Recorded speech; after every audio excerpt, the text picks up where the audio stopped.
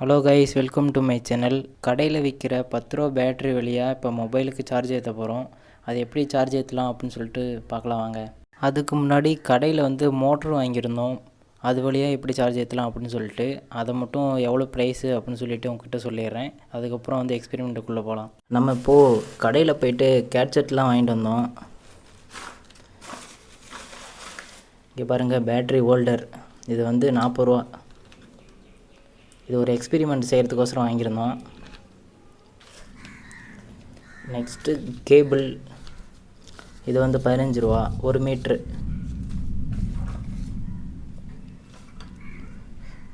Guys, இது dynamo கிட்டு.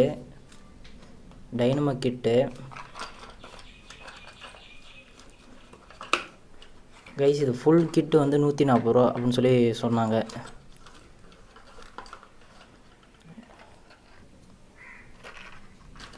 Guys, இது motor, dynamo கிட்டு, dynamo motor. இது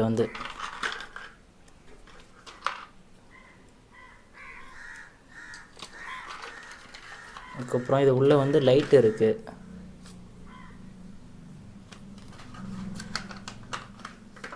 அதுக்குள்ள சுற்றுறதுக்கோசரம் இதை கொடுத்துருக்காங்க.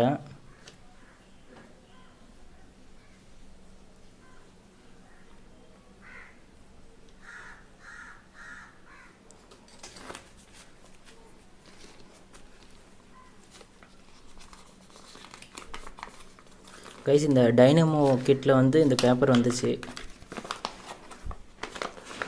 இங்கே பாருங்கள், ஊதி ஊதி லைட்டுக்கு எனர்ஜி அனுப்பணுமா.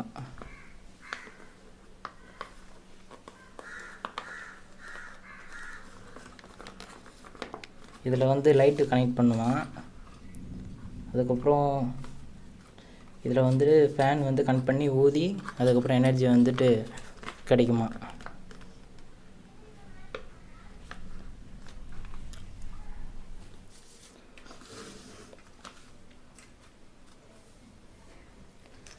அதுக்கப்புறம் இந்த கப்ளர் ஒன்று வாங்கியிருந்தோம். இது 10 ரூபா இதில் கனெக்ட் பண்ணுறதுக்காக. அப்புறம் இன்னொரு டைனமோ மோட்ரு வாங்கியிருந்தோம். இது இதோட பெருசு. இது பெருசு.